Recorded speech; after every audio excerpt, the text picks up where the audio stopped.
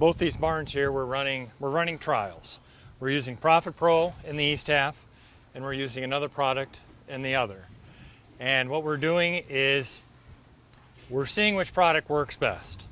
And I know which product works best right here with the Profit Pro, but what we're doing to make everything fair, we're going to take this trial all the way to yield in 2018. I just want to ask Brock a few questions here. They've been treating with us Profit Pro Ag here for about 4 years now. And what benefits, Brock, do you feel by treating your manure here with our products at Profit Pro Ag?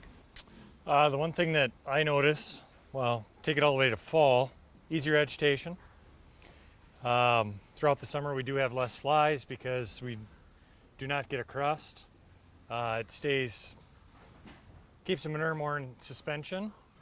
Odor, a lot less odor. John, this is kind of like, this is what we want.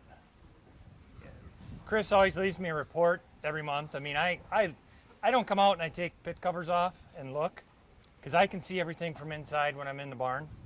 But this is kind of like pudding, and that's really what we want, and that's what we get. And Chris made mention that he evaluates the pit, and if there's something going on, the following treatment, he makes that adjustment, and it goes back to an even keel. It's always taking care of itself. There's always so many different things that Chris is switching up here, and whatever he's doing always is working. This is exactly what we want. I think we should take a look at the other one. Yeah, we'll go take a look at the other one. Let's take a look at the other one here.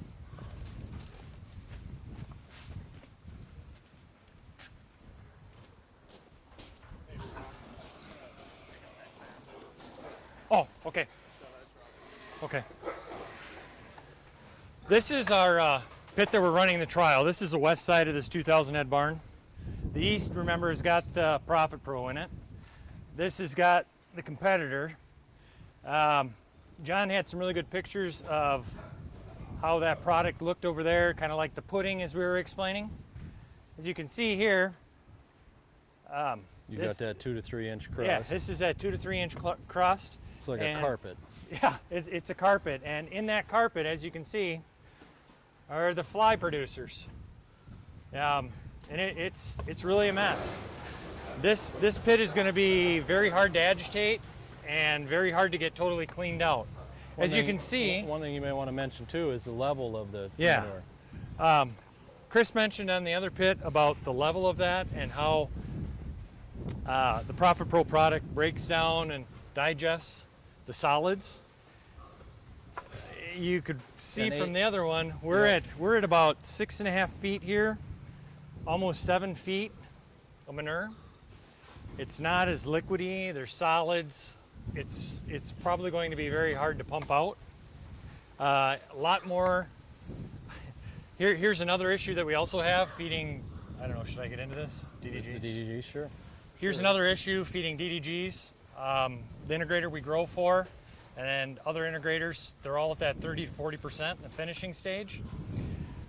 Bypass protein, as we all know, it creates, when you have to agitate a pit to try and break up solids in the bottom, you end up with pockets and pockets of ammonia, and you end up losing pigs. Even with curtains down, windy day, I have lost pigs because we've had solids and pockets, and you get that big burst of ammonia and that stink, and that carbon dioxide, and pigs end up dying from it.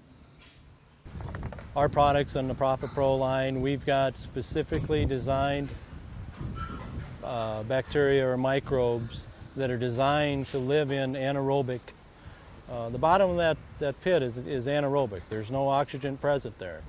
They need a specific bacteria or a bug that can live in that situation. So that's either an anaerobic or facultative. Also as well, we've got 24 species of microbes in our pit treatments. A high majority of them are facultative and anaerobic. Also as well, we have the purple and non-purple sulfur bacteria in there. Those are specifically designed. Brock had mentioned earlier about DDGs. With the ethanol plants producing DDGs for consumption of livestock, there's 3 times more sulfur content in those DDGs than there is regular corn. So that's an issue with hydrogen sulfide, is gases like he talked about. The purple and non-purple sulfur bacteria in our products will take those and reduce those hydrogen sulfide issues. With this trial work that we're doing with our 2 products here, the Profit Pro and the Competitor, we are going to take this to yield, so that's going to take us all the way to fall of 2018. We haven't really set up the parameters exactly how we're going to do it. It depends on the farm that we use.